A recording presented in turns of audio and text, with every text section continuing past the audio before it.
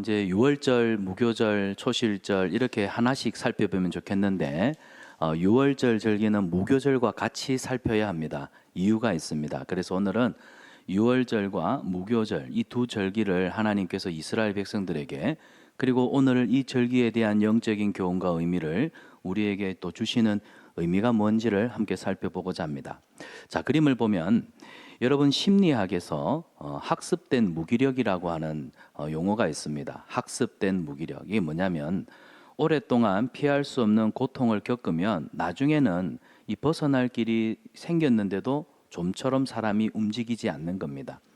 여러분 혹시 그 실험 기억하십니까? 그 자기 몸에 100배를 뛰어오를 수 있는 벼룩을 잡아다가 투명한 한 천장 높이가 한 30cm도 되지 않는 낮은 그 유리병 안에 집어넣으면은 사실은 이제 자기 벼룩이 막 높이 뛰는데 자꾸 천장에 부딪히다 보니까 나중에는 그 생활이 익숙해져서 그 천장에 이 투명 칸을 없애버려도 벼룩이 더 높이 뛰지 않고 딱 그만큼만 뛰는 그거와 같습니다. 오랫동안 갇혀 있다 보면 문이 열려도요 사람이 나가지 않습니다. 몸에 묶여있던 사슬이 끊어졌지만 마음은 나는 여기를 벗어날 수가 없어 라는 생각에 사로잡혀서 좀처럼 움직이지 않는다는 겁니다. 이게 이제 심리학에서 학습된 무기력이라고 하는데 여러분 이 학습된 무기력은 우리 영적 신앙생활에서도 종종 드러납니다. 대표적으로 성경의 이스라엘 백성들이 그랬습니다. 하나님께서 이스라엘 백성들을 바로 왕의 손아귀에서 애굽에서 건져 주셨습니다. 바로의 권세를 꺾으셨고 홍해를 열어서 자유의 길을 내 주셨습니다. 그런데 이스라엘 백성들이 광야에 접어들면서 광야에서 어려움을 겪게 되니까 대번에 애굽으로 돌아가고 싶다. 애굽으로 돌아가자 했단 말입니다. 하나님이 크신 팔과 권능의 손으로 저들에게 진정한 자유를 주셨음에도 불구하고 이스라엘 백성들이 조금 힘드니까 다시 돌아가고 싶어 했단 말이에요. 그런데 여러분 애굽에서 종살이를 무려 400년을 보냈습니다. 400년. 그러니까 이들도 영적으로는 학습된 무기력증에 충분히 빠질 수 있는 세월이었던 겁니다. 그러니까 자유보다 익숙한 종살이가 더 그리웠던 겁니다. 여러분 몸은 애굽에서 나왔지만 여전히 마음은 영적 상태는 애굽에 남아 있을 수가 있다는 걸 성경은 우리에게 분명히 이야기합니다. 여러분 이건 우리도 마찬가지예요. 우리도 예수님의 십자가 보혈로 예수님의 십자가 피로 구원받았지만 보라 이전 것은 지나갔으니 새 것이 되었도다. 우리는 예수님 안에서 새로운 존재, 완전히 새롭게 거듭난 존재가 되었다 말씀하셨지만 여러분 구원받은 우리는 여전히 옛사람으로 살 때가 얼마나 많습니까? 용서받았음에도 불구하고 여전히 죄책감에 시달리는 성도가 있습니다. 하나님께로부터 넘치는 사랑을 받았지만 여전히 사람들의 칭찬과 사람들의 인정에 목을 매는 성도들이 있습니다. 자유를 얻었음에도 불구하고 끊임없이 비교합니다. 하나님이 주신 넘치는 은혜의 자유가 있음에도 불구하고 세상에 있는 걸 가지고 얼마나 가졌느냐 덜 가졌느냐 끊임없이 비교합니다. 욕심을 냅니다. 그리고 나보다 나은 사람 질투하다가 스스로의 생애를 갉아먹습니다. 그래서 하나님이 이스라엘 백성들과 오늘 우리에게 유월절 절기와 무교절 절기를 주신 겁니다. 여러분 유월절 절기는 한마디로 어린 양 대신 예수 그리스도의 피로 어린 양이신 예수님의 피로 우리가 구원을 받았다. 받합시다. 우리는 구원받았습니다. 이걸 선포하는 절기가 유월절입니다. 무교절은요 이제 우리가 구원을 받았으니 우리 안에 우리 속에 있는 죄를 버리겠습니다. 옛사람의 습관을 버리겠습니다. 그래서 이제 내 안에 남아있는 옛 누룩을 버리는 절기가 무교절입니다. 정리하자면 유월절은 우리를 애굽에서 죄에서 하나님이 건져내시고 무교절은 우리 안에 있는 여전히 묵은 죄, 묵은 때 애굽의 누룩을 걷어내시는 절기가 무교절이 되겠습니다. 여러분 구원은 삶의 주인이 바뀌는 것입니다. 생각이 바뀌어요. 습관이 바뀌어요. 삶의 전방위적으로 방향이 새로워지는 사건이 구원입니다.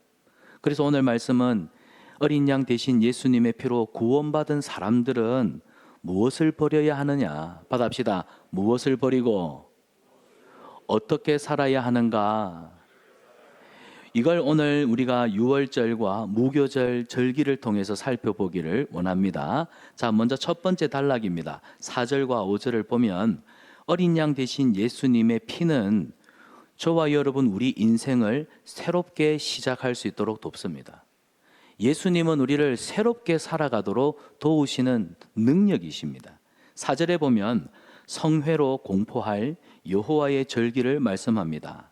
성회로 공포한 하나님의 절기, 여호와의 절기라 하니까 한마디로 이 절기의 주인은 하나님이 되신다는 뜻이죠.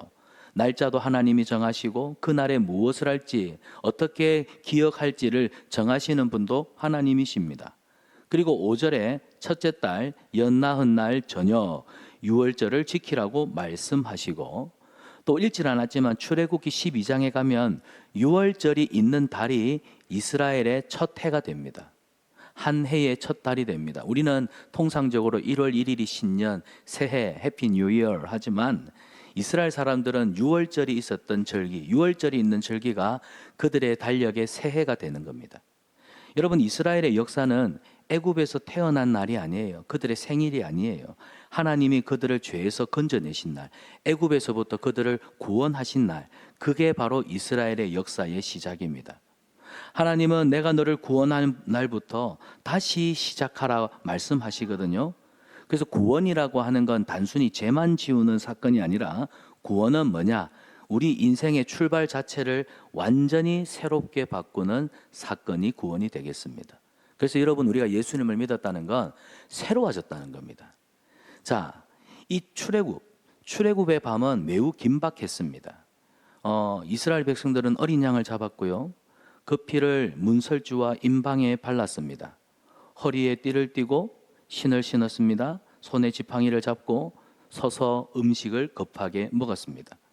언제든지 애굽을 떠날 수 있도록 준비한 것입니다. 자, 유월절 그날 밤은 죽음의 사신이 지나갑니다. 죽음이 지나던 그 밤 이스라엘을 살리신 것은 어린 양의 피와 하나님의 변치 않는 약속이었습니다. 여러분, 이스라엘 백성들은 하나님의 명령을 따라 자기 집 문설주에 임방에 물을 피를 바르고 나면 이제 들어가서 죽음의 사자가 지나갈 때까지 기다려야 합니다. 그러니까 자신들은 피를 발라놓고는 방 안에 들어가면 그 피를 볼 수가 없어요. 그런데 하나님은 그 피를 보고 넘어가십니다. 문설주에 피가 발려져 있는 집은 하나님의 언약으로 인쳐진 집이구나. 그럼 넘어가셨어요. 여러분, 하나님은 그 약속을 보십니다. 그 약속을 지키십니다. 그래서 약속의 피를 보고 넘어가신 거예요. 이건 무엇을 말하냐면, 우리는 그때그때마다 상황에 따라서 우리 믿음이 흔들리기도 합니다. 좋을 때도 있고 또 그때그때마다 어려워지고 힘들어지고 약해지기도 하죠. 그러나 하나님은 한번 하신 약속 변치 않고 지키신다는 그 말씀입니다. 여러분, 우리가 신앙생활 하다가 흔들릴 때가 얼마나 많습니까? 기도하다가 기도가 잘 안 됩니다. 예배를 드려도 은혜가 없고 감격이 없을 때, 그때 우리는 내 믿음이 왜 이렇게 어렵지? 하나님이 나를 기억하시질 않나? 버리셨나? 이런 생각도, 오해도, 두려움에 빠질 때가 있죠. 그러나 구원의 근거는 그런 내 감정, 내 열심에 있지 않습니다.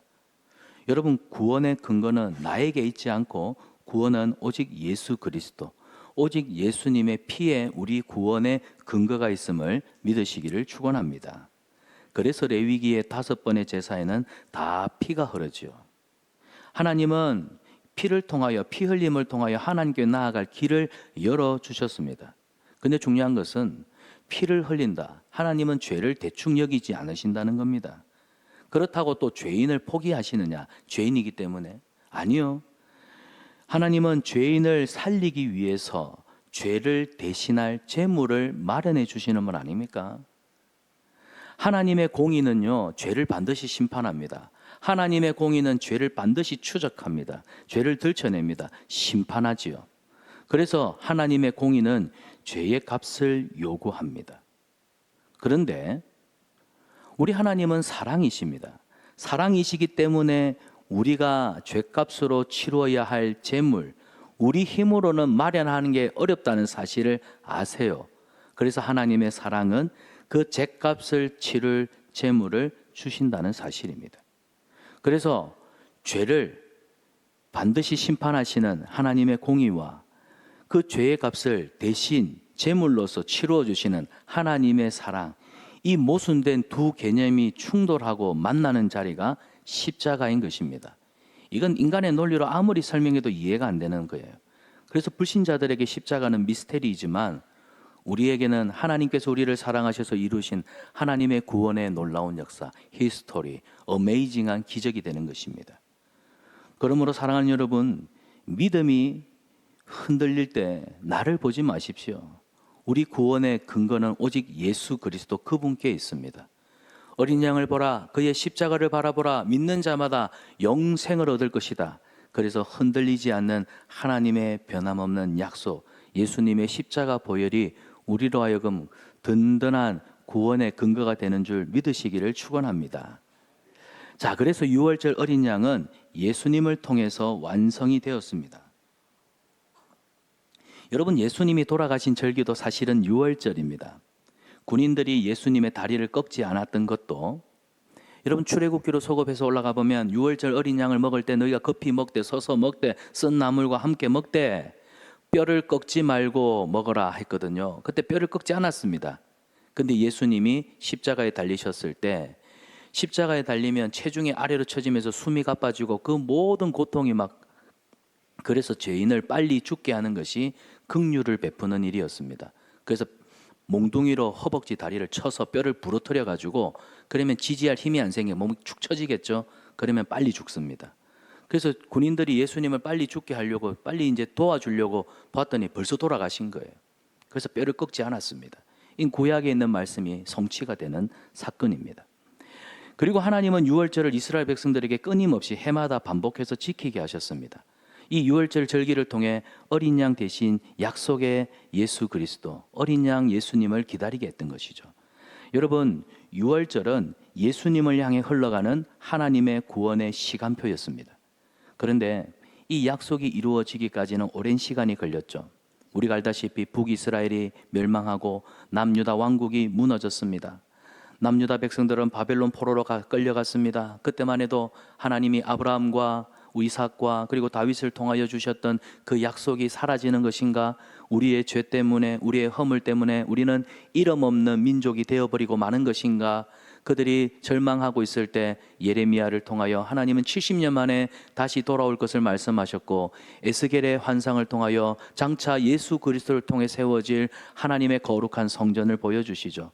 모든 것이 끝난 것처럼 보였지만, 그러나 하나님의 구원의 역사는 단 한 번도 멈춘 적이 없었습니다. 사람의 눈에는 끝난 것처럼 보여도 하나님은 우리가 보지 않는 곳, 볼 수 없는 곳에서도 여전히 일하고 계심을 믿으시기를 바랍니다.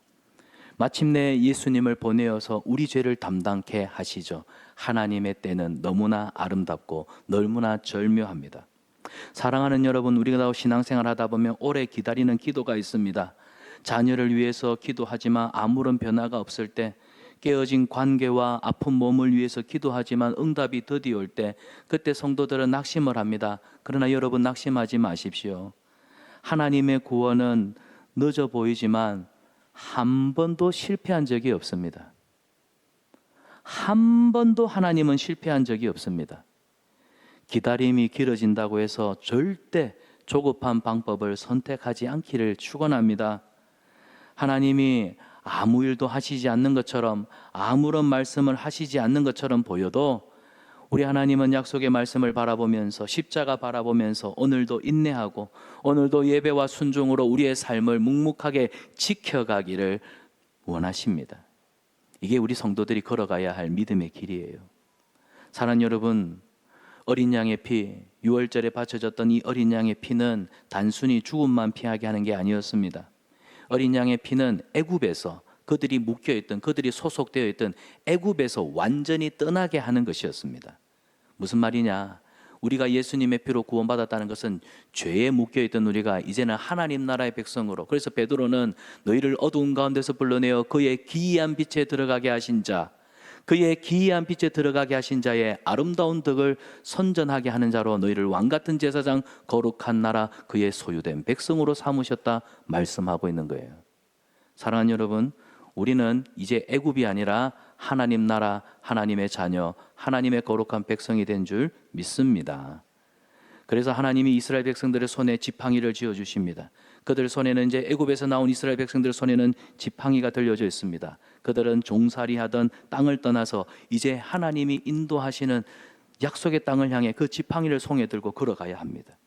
여러분, 피 아래에 있는 사람은 더 이상 옛 사람, 옛 습관, 옛 죄에 그대로 머물 수 없습니다. 왜냐? 십자가는 죄의 자리에서 일어나 새로운 길로 걷게 하시는 새로운 출발이고 시작이기 때문입니다.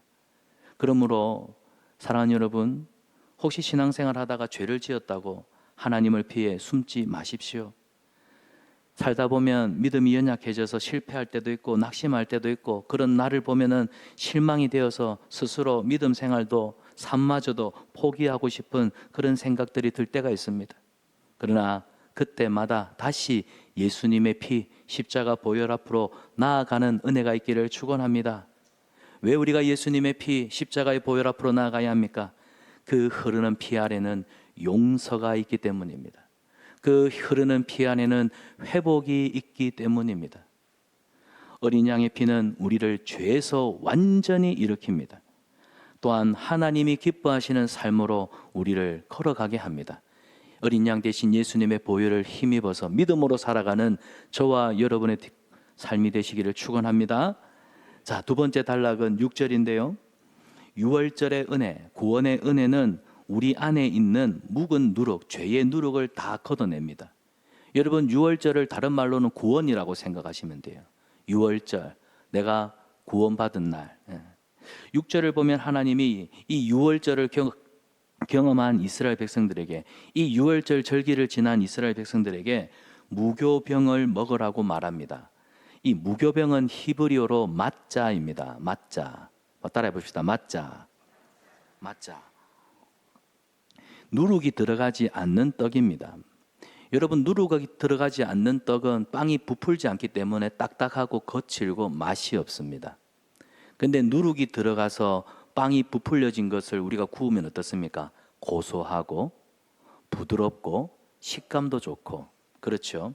제가 예전에 러시아에 단기 선교를 갔는데, 그때 러시아 사람들이 이렇게 누룩을 넣지 않고 밀가루를 압축시켜서 만든 빵이 있더라고요. 전투식량 같은 빵이 있는데 빵이 무거워요. 던지면 맞으면 진짜 머리가 깨질 정도로. 뭐 이런 빵을 먹냐니까, 1차, 2차 세계대전 당시 워낙 모스크바, 그 다음에 또 러시아 전쟁 때 사람들이 죽어나가고 먹을 게 없다 보니까 밀을 압축을 시켜가지고 그 단단한 빵을 잘라가지고 따뜻한 차에 넣으면 이게 부풀러요. 그래서 먹으려고 그렇게 만들었다고 하는데, 하여튼 누룩이 들어가지 않는 빵 생각해 보십시오. 맛없는 빵입니다. 그런데 이 누룩이라고 하는 것이 성경에서는 죄로 비유가 됩니다. 자, 그래서 누룩이 들어간 떡을 성경에서는 카메츠라고 하는데, 히브리어로 이 카메츠는 시간이 지나면 반죽이 퍼지고 부풀습니다. 이건 죄가 우리 안에서 조용히 퍼지는 모습을 비유로 보여주는 겁니다. 하나님은 유월절 다음에 맞자를 먹게 하셨습니다. 어린 양의 피로 구원받은 성도들은 이제 누룩, 죄의 습관, 죄의 삶을, 카메츠를 버리고 이제 맞자로 살아야 한다, 그 말씀입니다. 구원받았기 때문에, 우리가 예수님의 피로 구원받았기 때문에 누룩 없는 삶, 옛사람, 숨겨둔 죄, 하나님 없이 살았던 그 교만한 마음들 이제는 다 걷어내야 된다는 거예요. 왜? 우리는 구원받았기 때문에, 애굽에서 나왔기 때문에. 그래서 은혜가 먼저입니다. 하나님이 우리를 구원해 주신 은혜가 먼저입니다. 구원의 은혜가 먼저 임했기 때문에 그 구원을 아는 성도들은 하나님의 말씀에 순종하는 거예요. 그래서 은혜가 먼저고 순종이 다음입니다. 구원이 먼저고 그 다음에 거룩한 성화, 변화가 다음인 것이죠. 그래서 이걸 우리 신앙생활에 접목해 보면 유월절이 없는 무교절은 결국 의가 되는 겁니다. 자기 의가 되는 거예요. 생각해 보십시오.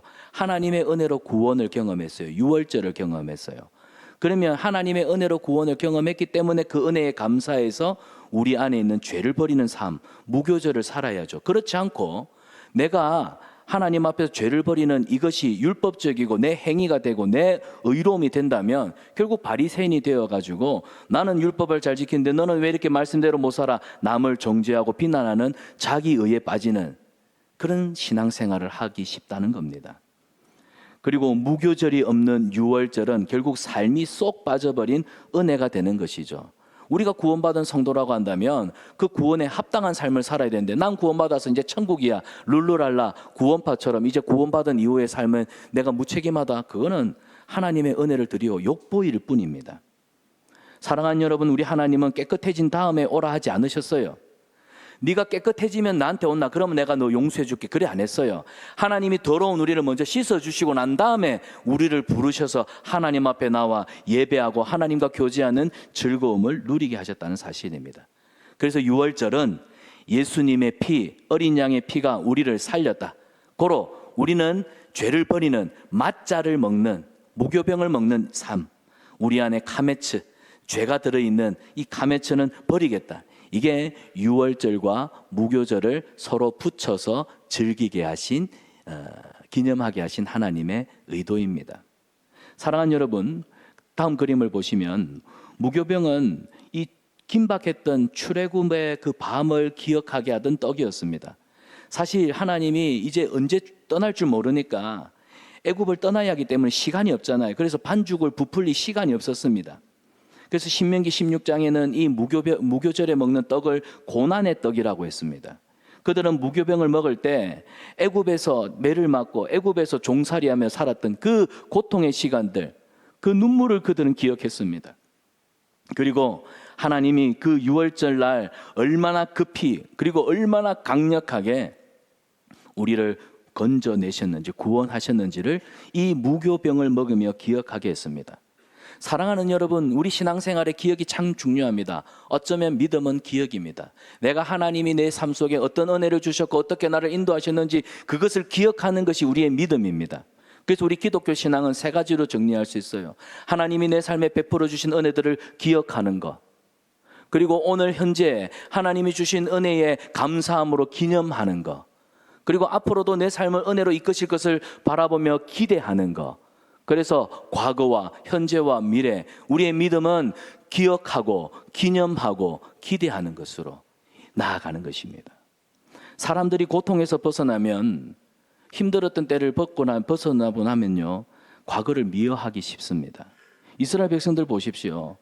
광야 생활이 힘들어지니까 이스라엘 백성들이, 아이고 우리가 애굽에 있을 때는 가마트에서 고기를 그렇게 배 터지게 먹었는데, 우리가 애굽에서 채소를 넉넉하게 먹었는데 이 광야에 와서는 고작 맨날 먹는 게 맨날 만나고 또 만나고 또 만나고 또 만나고, 만날 먹는 게 만나네. 생각해 보세요. 애굽에서는 맨날 채찍 맞았지 않습니까? 짚을 주지 않고 벽돌을 구워내라 하니 그 수량을 맞추라니 죽을 지경이었습니다. 인권, 평등, 그런 게 어디 있습니까? 짓밟히는 고통의 눈물만 있었죠. 종살이의 비참함을 잊어버리더란 겁니다. 그 고통에서 벗어나고 나니까 과거를 미화해버리는, 여러분, 죄가 그렇습니다. 죄는요, 항상 즐거웠던 순간만 보여줍니다. 죄는 즐거웠던 순간만 보여줍니다.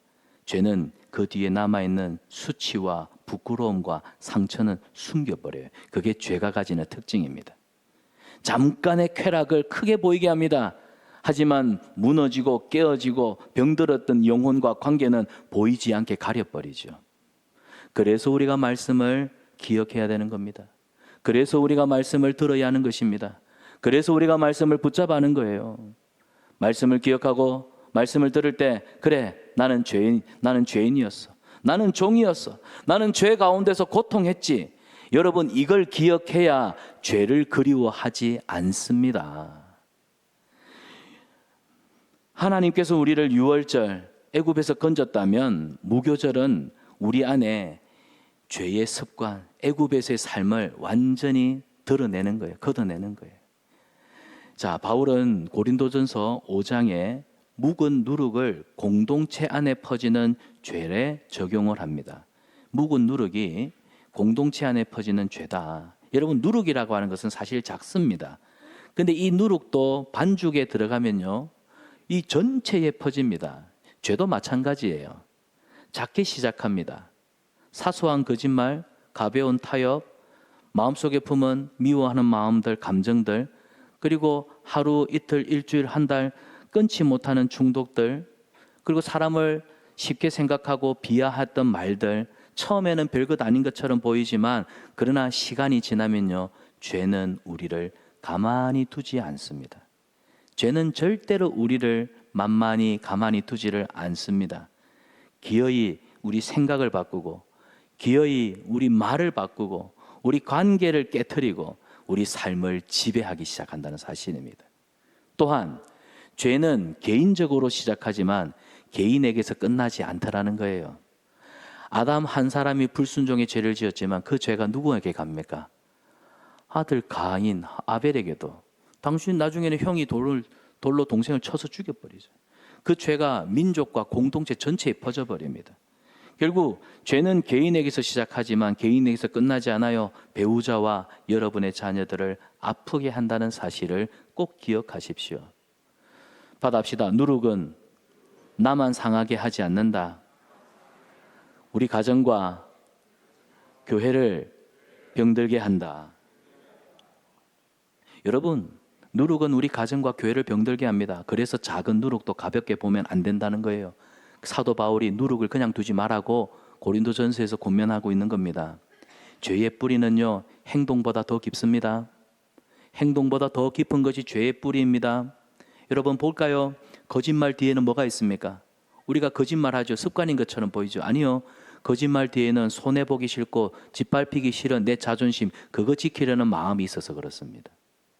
미움 뒤에는요, 내가 옳다는 걸 증명하고 싶은 교만함 때문에 내 생각, 내 가치관, 내 뜻과 안 맞는 사람은 미워하고 쳐내는 겁니다. 돈을 사랑하는 건요, 결국 돈이 하나님이지 않습니까? 돈이 더 안전하다고 믿기 때문입니다. 결국 죄의 뿌리에는 하나님보다 더 사랑하는 것, 하나님보다 더 의지하는 것이 있기 때문에 그래요. 그래서 누룩을 버리라, 누룩을 제거하라, 이 말씀은 받합시다. 주인을 바꾸는 일. 우리는 주인을 바꿔야 합니다. 예수님의 피로 구원받았습니다. 여러분 지금 누가 여러분의 주인입니까? 여전히 애굽의 삶이, 죄의 삶이 여러분의 주인입니까? 아니면 하나님이 내 삶의 주인이십니까? 죄가 주는 잠깐 위로보다, 죄가 주는 잠깐의 쾌락보다 하나님이 주시는 참된 생명을 더 귀하게 여기는 저와 여러분 되시기를 축원합니다. 그래서 남유다의 요시야 왕은요, 성전에서 율법책이 발견되고 그걸 읽다가 나중에 눈물을 흘리며 가슴을 찢고 옷을 찢습니다. 왜냐? 말씀 앞에서 자신의 죄가 보였고 이 나라 이 민족의 허물이 보였기 때문입니다. 그래서 말씀 앞에서 그냥 눈물만 흘린 게 아니라 우상을 제거하고 무너진 제단을, 예배를 바르게 세웁니다. 그리고 요시야는 유월절을 회복하지요. 순서가 참 중요한 것이 있습니다. 왜냐? 요시야는 율법책을 발견하고 말씀을 듣죠. 말씀을 듣다 보니까 깨닫습니다. 그래서 마음을 찢고 회개하고 우상을 버리고 예배를 회복하기 시작했다는 겁니다. 사랑하는 여러분, 참된 회복은 말씀에서 시작이 됩니다. 하나님 말씀 앞에서 여러분 마음을 찢으십시오. 마음을 찢을 때 우리 영적인 회복이 시작되는 줄 믿습니다. 요시야가 유월절을 회복했다는 말은 결국 예배를 회복했다는 것입니다. 여러분, 예배는 생명입니다. 말로만 생명이 아니라 여러분의 삶의 예배가 생명입니다. 신앙 고백이 되기를 원합니다. 예배가 무너지면 그 자리에 결국에는 세상이, 우상이 서버리고 맙니다. 겪어봐서 알잖아요. 그런데 예배가 회복되면 우상은 사라지고 하나님의 말씀의 거룩한 진리가 우리 삶에 돌아옵니다. 그러므로 오늘 우리 중심에, 저와 여러분 우리 중심에 무엇이 있는지를 돌아봅시다. 돈입니까? 성공입니까? 아니면 자녀들이 잘 되는 것? 아니면 세상으로부터 인정받고 칭찬받는 명예입니까? 그래도 개똥밭에 굴러도 이성이 났다. 이 세상에서 어쨌든 편안하게 행복하게 노후를 걱정 없이 살면 좋겠다. 그 편안함입니까? 기억하세요. 하나님보다 더 붙들고 있는 것이 있다면 그게 누룩입니다. 그게 애굽의 삶입니다. 이제 유월절을 경험한 우리는 이 무교절 절기를 지키면서 누룩을 버리고 애굽의 삶을 온전히 청산하는 은혜가 있기를 축원합니다. 이제 세 번째는 7절과 8절입니다. 여러분, 유월절을 통하여 구원을 경험한 성도들은 무교절을 지키면서 하나님, 우리가 죄를 버리고 거룩하게 살겠습니다 결단하죠. 이것이 우리로 하여금 하나님 앞에 온전한 예배와 하나님이 주시는 참된 안식, 그래서 하나님이 주신 구원의 기쁨을 우리 삶 속에서 매일매일 이어가도록 도와준다는 사실입니다. 7절과 8절에 하나님이 명령하신 핵심은 세 가지입니다. 받아합시다. 성회로 모이라, 생업을 멈추라, 여호와께 화제를 드리라. 그림을 한번 보겠습니다. 우리 하나님이 이스라엘 백성들에게 누룩, 죄를 버리게 하신 뒤에 백성들을 예배의 자리로 부르십니다. 죄를 버리게 하신 뒤에, 누룩을 버리게 하신 뒤에 예배의 자리로 부르십니다. 왜냐? 하나님, 내가 죄를 버리겠습니다. 내 죄 짓지 않겠습니다. 거룩하게 살겠습니다. 이 거룩이라고 하는 것은 결심만으로는 지속되지 않기 때문이에요. 그래서 예배의 자리에 세우시고 말씀 앞에 서게 하시고 하나님 앞에 날마다 예배를 통하여 헌신, 나를 드리는 삶, 그리고 공동체 안에서 공동체와 함께 세워지는 이 시작을 하나님이 하게 하시더라는 겁니다. 그래서 성경이 말하는 거룩은 혼자 이루는 성취가 아닙니다. 여러분, 거룩은 혼자 이루는 성취가 아닙니다. 공동체가 함께 예배하며 걷는 은혜의 길이 거룩입니다. 여러분, 우리가 코로나를 겪으면서 혼자 신앙생활 해봐서 알잖아요. 처음 코로나가 터지고 대면 예배 영상으로 드릴 때 첫 주에 우리 온 성도들이 머리끝에서부터 발끝까지 주일날 예배 드리듯이 단정하게 옷을 차려입고 머리를 감고 화장을 하고 소파에 앉아서 영상으로 예배를 드렸습니다. 한 주 잘 지켰습니다. 2주 잘 지켰습니다. 3주 안목의 집사님은 파자마 입고 한다던데 그래서 되나 하다가 한 달 지나고 나니까 나도 위에만 챙겨 입고 밑에는 편하게 입더라고요. 2달 되니까 여자분들, 여보 머리에 냄새 안 나지? 괜찮지? 그래 앉아서 듣습니다. 나중에는 누워서 듣습니다.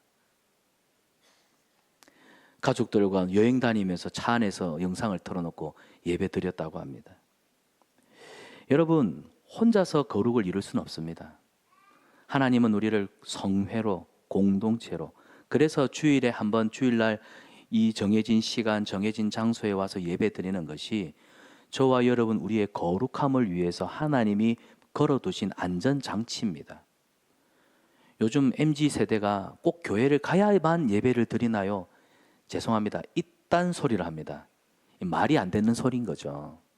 여러분, 부모님들은 잘못 그렇게 말하는 거 아니야.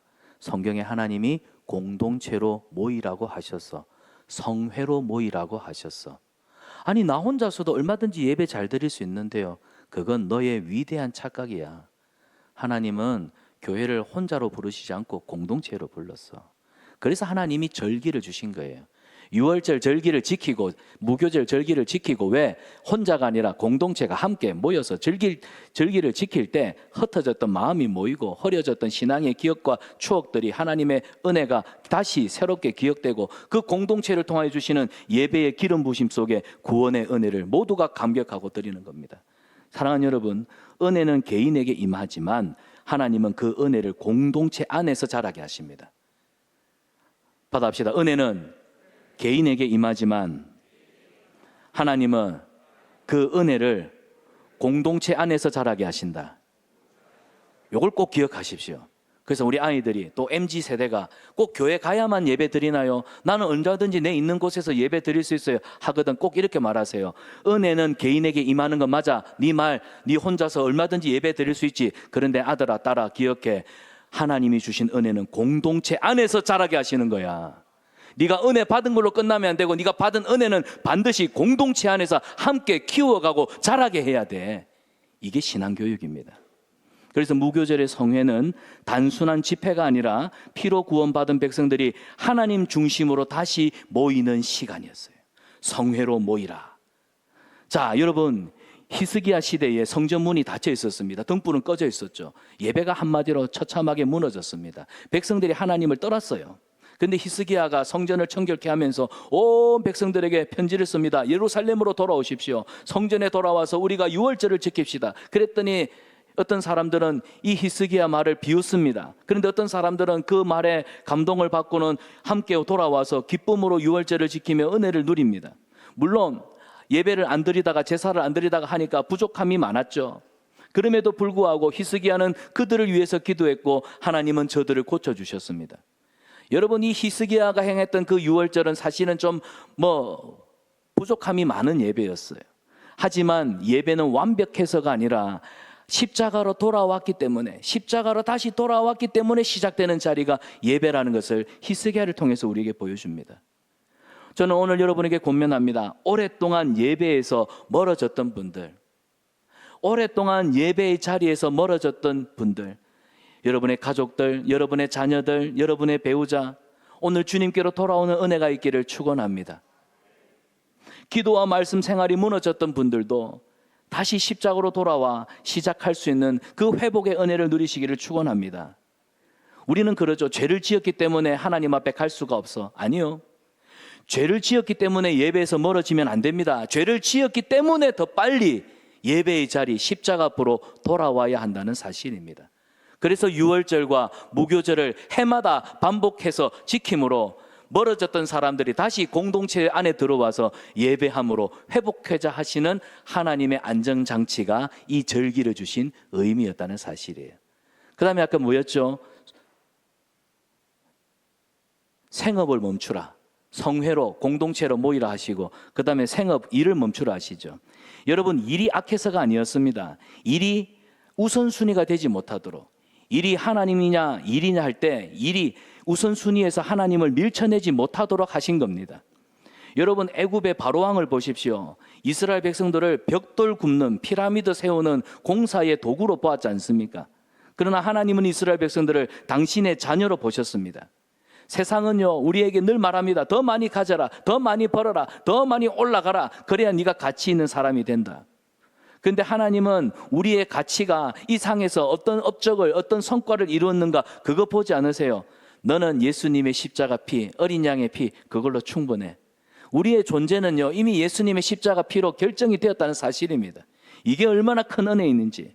그래서 예수님의 십자가 피로 구원받은 성도들, 성회로 모이라, 주일에 하나님 앞에 나와 예배 드리라 할 때 우리가 잠시 일을 내려놓는 건, 일을 멈추는 건 무능함이 아니라는 겁니다. 하나님을 온전히 신뢰한다는 믿음의 고백이라는 사실이에요. 오늘날 일에 지쳐있는 성도들이 참 많습니다. 예배당에 앉아있어도 온통 일 걱정이 떠나지 않는 분들 계시죠. 여러분, 그런 우리를 하나님이 예배의 자리로 부르시는 건 우리를 몰아 세우기 위함이 아니에요. 어린 양의 피로 우리에게 세임 주시고 흩어져 있던 우리의 마음을 모으시고 하나님이 기름 부으시는 그 임재의 은혜를 누림으로 인해 회복되는, 한 주간의 삶도 지쳐있는 삶이 아니라, 두려운 삶이 아니라 하나님이 주시는 희망과 용기로 힘을 내어 어깨를 펴고 나아갈 수 있도록 우리를 재충전시켜 주시는 그 시간이 예배의 시간. 사랑하는 여러분, 주일을 뭔가 포기하는 시간, 주일을 기껏 내가 뭔가를 드려야 되는 시간으로 부담 가지시는데 아닙니다. 주일은 일을 포기하는 시간이 아니라 하나님 안에서 내 존재를 새롭게 찾는 은혜의 시간인 줄 믿습니다. 그리고 마지막 세 번째 뭐였죠? 화제로 드리라. 이 8절을 보시면 이래 동안 여호와께 화제를 드리라고 말씀합니다. 화제. 이제 화제는 말 그대로 불화자입니다. 여러분, 이 유월절은 그 한밤에 일어난 구원의 사건입니다. 그러니까 구원은 한밤에 일어난, 한순간에 일어난 일이지만 그 구원받은 성도의 감사와 헌신은 날마다 이어져야 한다는 사실이에요. 이 화제가 번제입니다. 번제는 제물을 불태워서 올려드리는 향기로운 제사로 번제 아닙니까? 그래서 번제단의 제사는 항상 꺼지면 안 됐어요.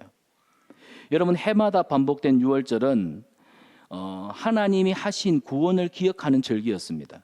그리고 이 유월절은 그걸로 끝나는 게 아니라 앞으로도 하나님께서 내 삶에 어떤 구원의 은혜로 이끌어 가실지 그걸 기다리고 기대하는 믿음의 시간이었습니다.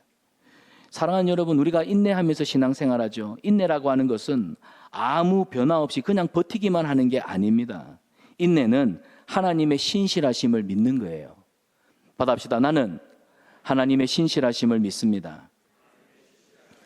그래서 하나님이 신실하시는 걸 믿기 때문에 인내하는 성도들은 뭘 믿느냐면 오늘도 순종할 때 하나님은 내 속에서 내가 보지 못해도, 내가 느끼지 못해도 여전히 나를 위해 일하고 계신다. 그래서 인내는 순종입니다. 신실하신 하나님을 믿기 때문에 하나님의 일하심을 믿는 것, 그걸 인내라고 하는 순종으로 지키는 것이죠. 사랑하는 여러분, 가족의 구원과 자녀의 변화와 관계의 회복이 늦어 보일 때가 있습니다. 우리 마음이 급하거든요. 그때 예배의 자리를 지키기가 어렵습니다. 그러나 그때 인내함으로 예배의 자리를 순종으로 지키십시오. 조급함으로 결과를 만들지 마시고 하나님이 일하실 때까지 끝까지 기다리시기를 바랍니다. 예배는 우리가 하나님을 사랑한다는 가장 분명한 고백이지 않습니까? 이미 사랑을 받은 성도는 하나님 앞에 가장 귀한 우리의 시간을 드리게 마련입니다. 예배는 복을 얻기 위한, 복을 거래하는 시간이 아니에요. 복이신 하나님께 내 삶의 중심을, 내 모든 것을 맞추는 시간이 예배 시간입니다. 여러분, 매일의 예배, 매일의 기도. 그래서 오늘 우리가 받은 주일의 은혜가 월요일에는 정직함으로, 화요일에는 인내로, 수요일에는 관계 속의 용서로 이어질 때 우리를 구원하셨던 그 구원, 그 유월절, 그 구원이 이루어지던 그 한순간의 그 구원의 기쁨이 한순간으로 끝나는 게 아니라 우리의 삶에 꾸준히 지속적으로 우리에게 기쁨으로 이어진다는 것. 그래서 저와 여러분, 우리가 예배의 자리를 회복함으로 우리의 삶의 질서가, 규모가 바르게 잡히는 그 은혜를 누릴 수 있기를 축원합니다. 말씀을 맺습니다. 어린 양 대신 예수님의 십자가로 돌아갑시다. 이게 유월절 절기를 해마다 지키게 하신 하나님의 뜻입니다. 여러분, 우리 안에 있는 죄의 묵은 누룩을 버리십시다. 이것이 무교절에 무교병을 먹게 하신 하나님의 교훈입니다. 조급함을 내려놓으십시오. 예배와 인내로 하나님이 우리를 가운데 이루어 가시는 구원을 잠잠히 기다리고 그 구원을 누리시기를 바랍니다. 그래서 그 구원의 은혜가, 그 구원의 기쁨과 감격이 여러분의 가정에서, 여러분이 일하는 일터에서 거룩함으로, 감사로, 또 기쁨으로 충만하게 매일매일 지속되고 이어지길 주님의 이름으로 축원합니다. 주신 말씀 붙들고 기도하겠습니다.